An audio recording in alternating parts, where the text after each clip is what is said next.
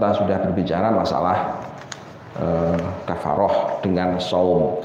Jadi kafaroh dengan saum, boleh berpindahnya seseorang dari kafaroh zihar yang asalnya itu wajib untuk memerdekakan budak, terus kemudian beralih kepada saum.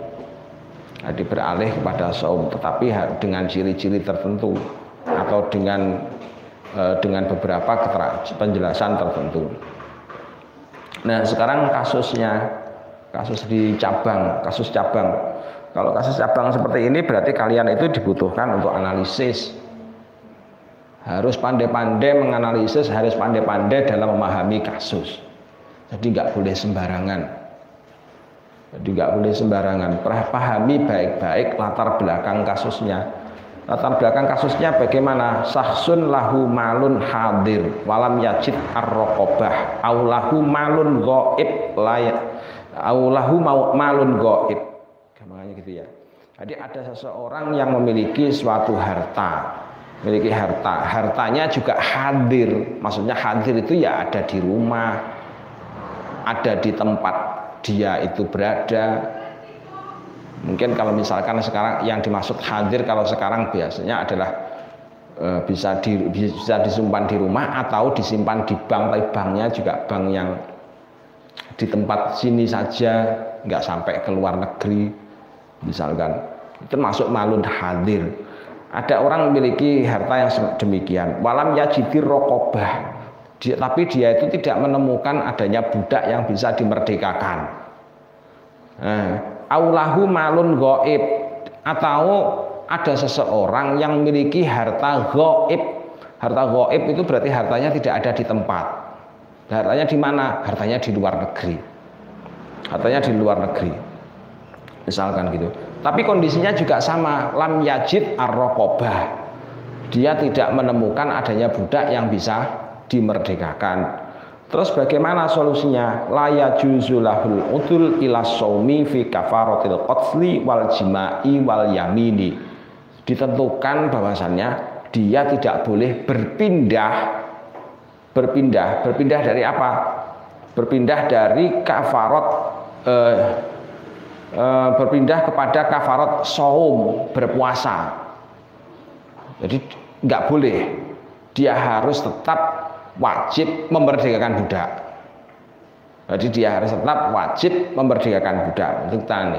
Terus dalam kafarat apa saja? Satu, dalam kafarat pembunuhan, qatli, kafaratil qatli. Yang kedua, fi kafaratil jima, berarti jima di siang hari bulan Ramadan. Terus yang ketiga adalah fi kafaratil yamin, kafarat sumpah. Dalam kafarat sumpah. Nah, kafarat sumpah itu masuk kelompok apa saja? Ya termasuk zihar, itu bagian dari kafarat sumpah. Ilak itu juga masuk sumpah. Di zihar, terus apa lagi? Ilak, terus apa lagi yang sebelum-sebelumnya? Itu adalah bagian dari sumpah. Jadi bagian dari seolah-olah bagian dari sumpah. Nah, karena hal demikian itu, maka bal yasbiru hatta yajidir raqabah.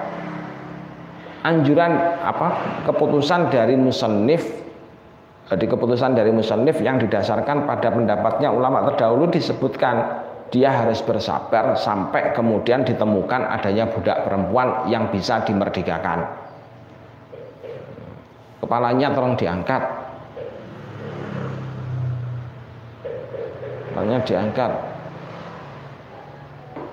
Perhatikan di kitabnya supaya tahu kasusnya.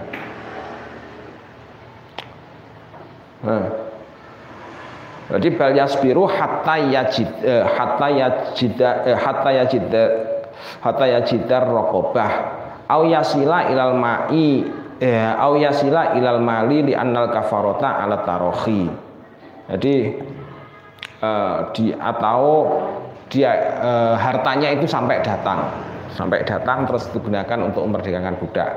Terus li annal kafarata ala tarohi, disebabkan karena alasan kafaroh, istilahnya kafaroh pembunuhan, kafaroh jima, kafaroh yamin, itu adalah ala sabilit tarohi. di atas jalan. Jadi ilatnya ini merupakan ala sabili tarohi, boleh untuk ditunda penunaiannya, tidak harus segera. Nah, jadi tidak harus segera. Ini tadi berlaku pada kafaratul qatli, jima sama yamin atau sumpah. Jadi berlaku untuk 3 hal itu. Sampean kok bersumpah terus melanggar sumpah sampean wajib untuk bayar kafarat. Hei, perhatikan sini.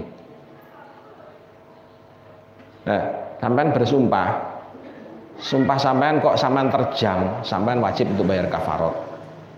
Kafaratnya 1, merdekakan budak. Yang kedua, puasa 2 bulan berturut-turut. Terus kemudian yang ketiga, seperti yang kemarin sudah disampaikan, memberi makan 60 orang miskin. Likulli yaumin muddun. Ya. Likulli miskinin muddun. Dan seterusnya. Nah, pembayaran kafarat ini tidak harus segera.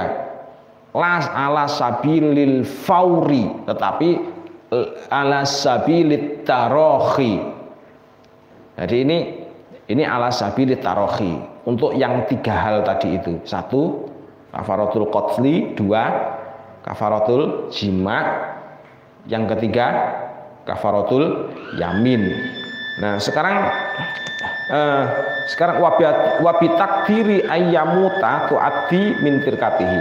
Kalau misalkan orang tersebut meninggal, maka kafarat tersebut bisa diambilkan dari harta tinggalannya. Ini untuk tiga hal tadi.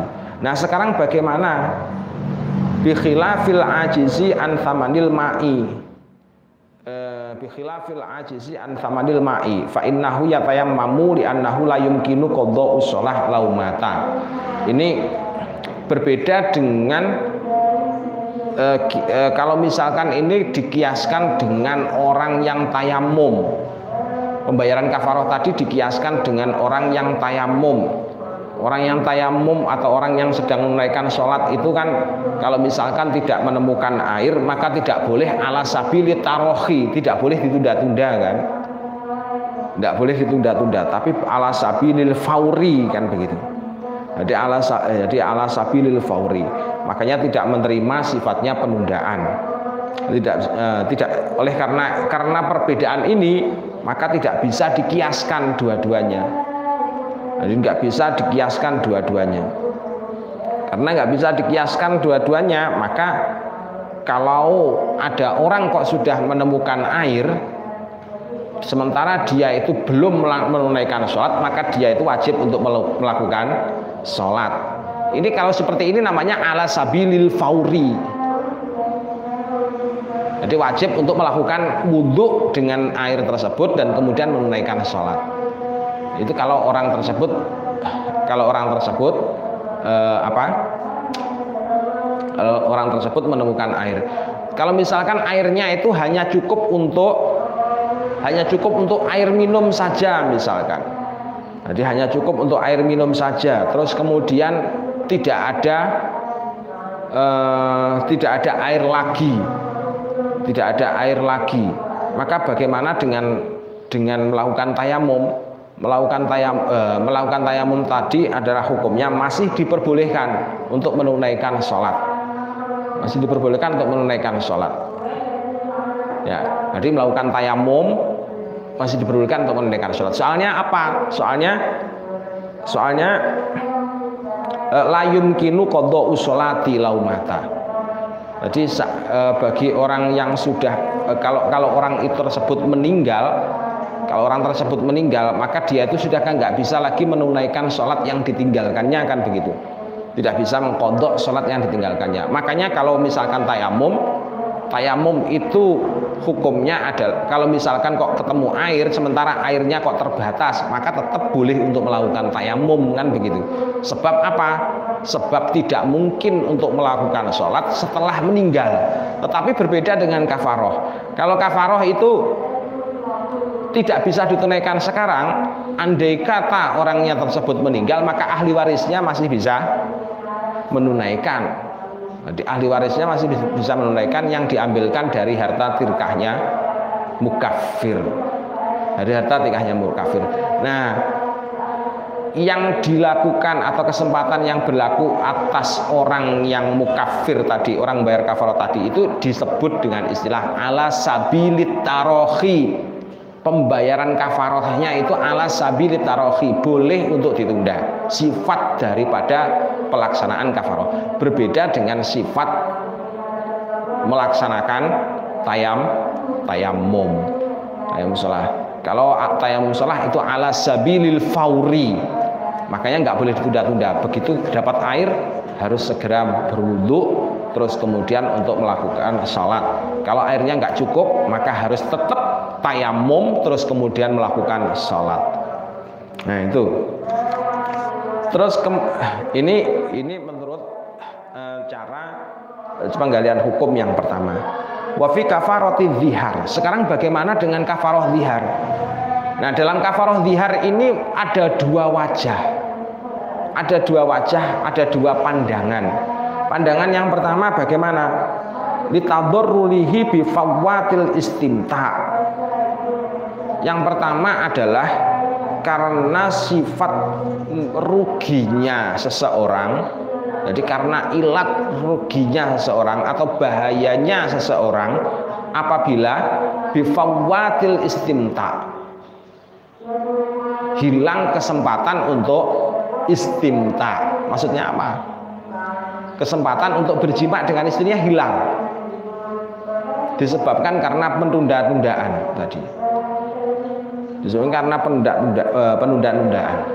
Nah, karena alasan tersebut wa asyarul Ghazali wal Mutawalli ila tarjihi wujubis sabri. Menurut Imam Al-Ghazali dan Imam Al-Mutawalli, hukumnya adalah wujubus sabri. Orang tersebut harus sabar dulu. Jadi terhadap fawatil istimta itu dia harus bersabar. Menurut pendapatnya Imam Al-Ghazali dengan Imam Al-Mutawalli. Terus hadhihi ibaratur raudhah wa ma dzakarahul Ghazali wal Mutawalli min wujubis sabri sahhahun Nawawi fi tashihit tanbih.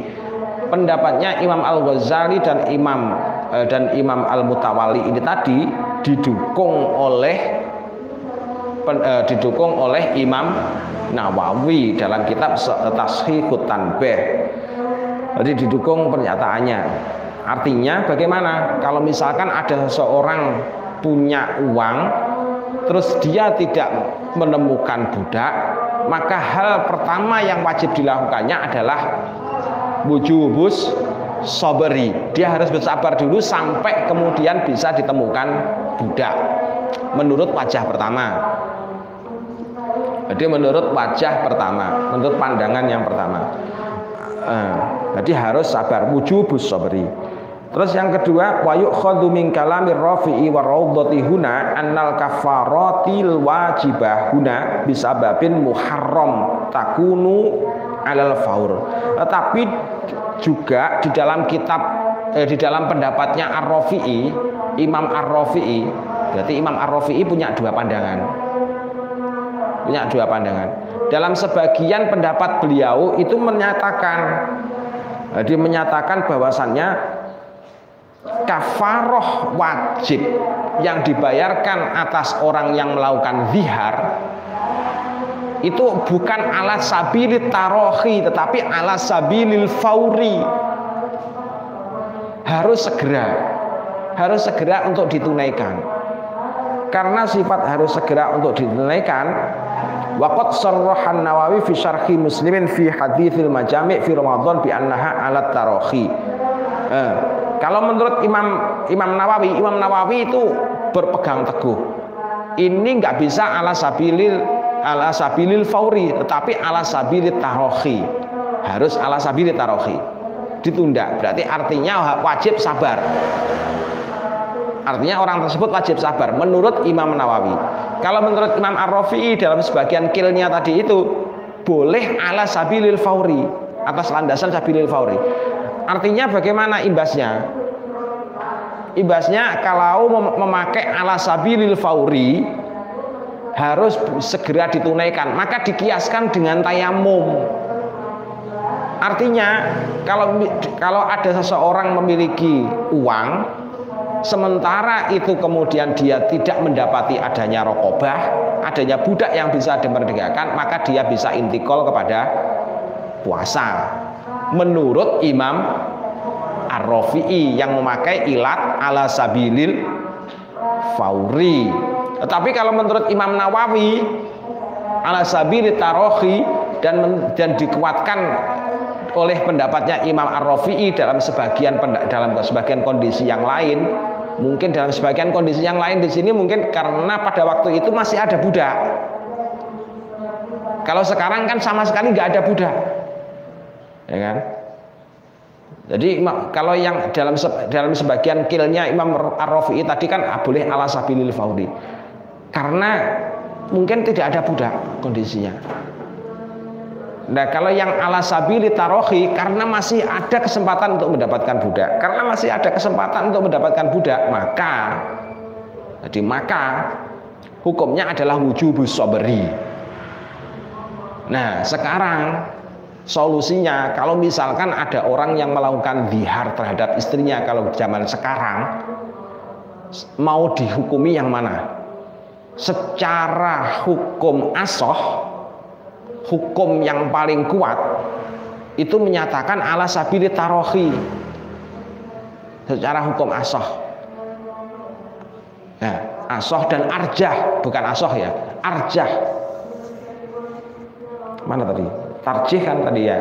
Jadi ala sabili tarjih itu hukumnya adalah wujubus sabri. Sampai kapan? Sampai ditemukannya ada budak yang bisa dimerdekakan.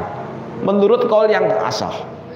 Menurut qaul yang sahih berikutnya, boleh segera untuk berpindah ke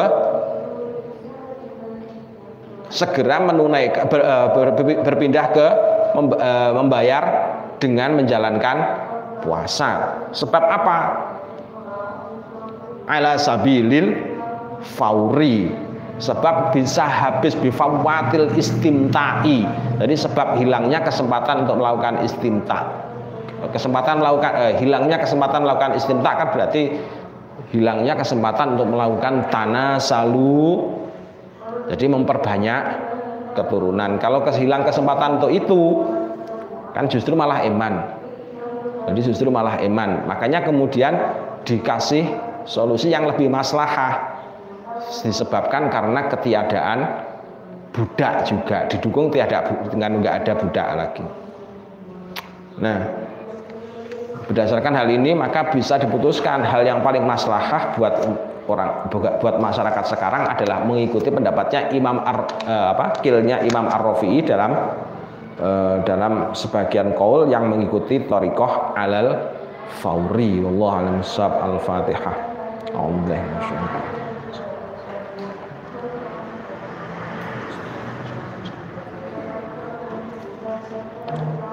Assalamualaikum warahmatullahi wabarakatuh.